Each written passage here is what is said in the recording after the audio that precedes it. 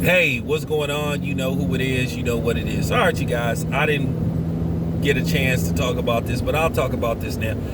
Once again, like I tell you, and I've been trying to tell you, people are really fearful of success.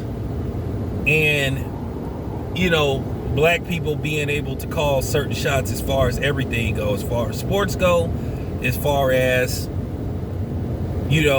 the film industry go, as far as society go. They just have a problem with that. No matter how much they try to say they calling for it, they actually are really against it, and they are fearful of it. And now it's starting again. Now all of a sudden people are making videos about Eddie Murphy, content creators having the audacity to call Eddie Murphy a racist. Now I'm about to dissect, slice and dice that ideology with ease, and tell you what it really come down to. Usually when white people accuse black people of being racist or other non-blacks, it's just out of fear, and that's all it come down to. But in case you wondering where this is coming from, well, about a week ago, following the release of the sequel to Coming to America, which, by the way, is breaking streaming records. It's the most successful streamed movie, since the pandemic. It's just very successful. Okay, it's doing very well, to say the least. Now, people feel like, okay, Eddie Murphy is back on. Eddie Murphy is back on top. And a lot of people had an issue with Eddie Murphy at one time.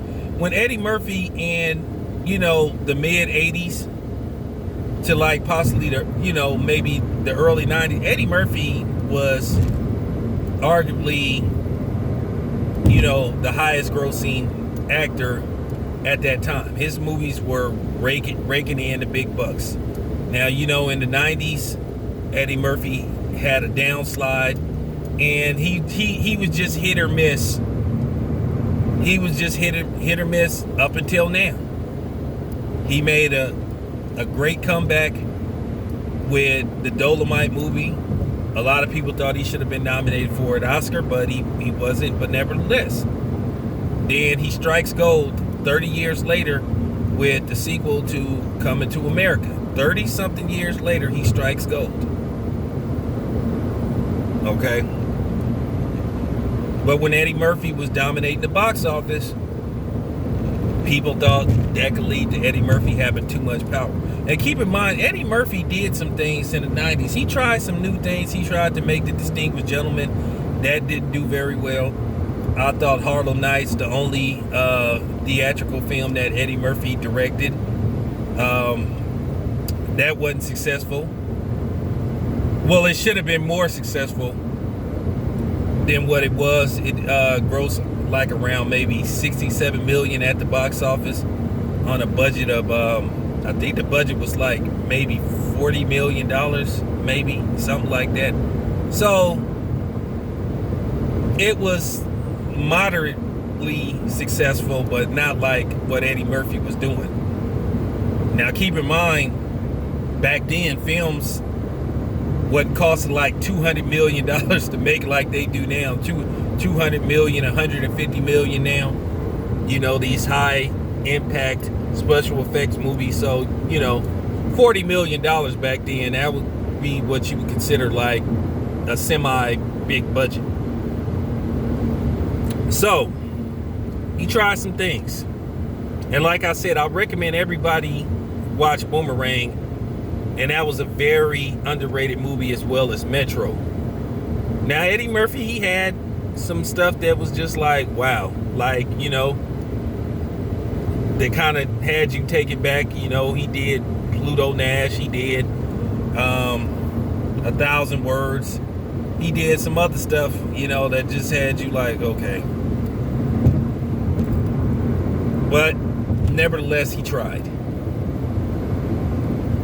But he did try to make movies where he put black people in good positions, And then you had certain people who didn't understand what Eddie Murphy was doing was sitting up there complaining about it, like you had Spike Lee talking about that Eddie Murphy should have gave Robin Harris more screen time in Harlem Nights. You know, so that's why I never was really into Spike Lee like that, because I feel Spike Lee a lot of times was a hater. So that's why sometimes I don't kind of feel sorry for some of the stuff that you hear about, you know, going on with Spike Lee, because I thought Spike Lee was kind of a hater.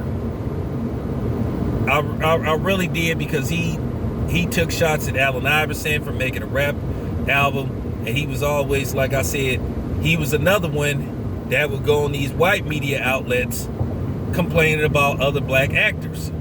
So Spike Lee a lot of times wasn't on code. Okay, but excuse me, I digress. Let me get back to Eddie Murphy.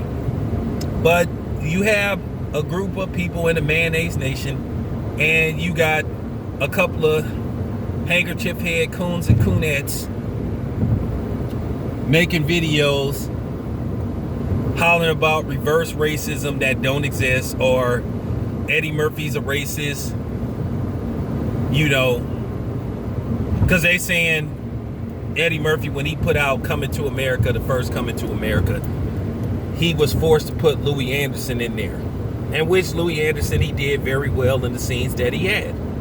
Eddie Murphy wanted a primarily, or he wanted an all-black cast. And nothing's wrong with that. If you look how Hollywood continues to use black people, or not use black people. You know, if there's a drug dealer or a scumbag or absentee father, you know what I'm saying, a drug addict mother, or you know, basically a role like that, or you know, a black dude fighting his sexuality or whatever, or a gay black dude, yeah, those plenty of roles, those are open. But if it's a saving the world espionage type of film, not too many of them, unless you Will Smith. They used to give a couple of them to Jamie Foxx, but you know, Jamie Foxx is sort of, you know, his status is, you know, simmered down a little bit. So, you know, now it looked like some of those roles are going to go to Michael B. Jordan, because, you know, they always have what you would call they industry dude, or basically a dude that they, you know, their token guy that they got to give certain roles to. You know, Denzel, you know, is in his 60s now. Denzel is like in his mid-60s. So, you know, as far as him being a leading man, that's going to start winding down, and he's going to start playing in probably more supporting roles. So, you know, Michael B. Jordan is like in his early 30s. Will Smith, he's starting to get up there now. So, they got to have one guy. You know, and Eddie Murphy is pushing, it's going to be 60. But right now, Eddie Murphy is on top right now. And they are always fearful of that. So now you got people making these videos. Oh, Eddie Murphy's racist because he wanted an all-black cast and Coming to America. Okay, like I said, I'll play that game with you. Okay, so if Eddie Murphy is racist, then the people that created Friends, which they stole from Living Single, you know, that was racist because they lived in New York. They lived in New York, but they didn't have no black friends or no black people that they knew. Okay, so Married with Children was racist, that had an all-white cast. By the way, Married with Children allegedly was based off a black man. Okay, so need I go further? How many shows from the 50s to the 60s had any black actors? Now keep in mind, Friends got made in the 90s. All white cast. Dynasty, for the most part, all white cast, except when they put Diane Carroll on there, like I think in season 4. Dallas.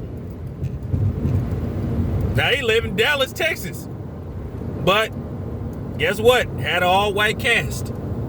Now the new Dallas had black cast members, so you don't want to play that game, okay? You don't want to play that game.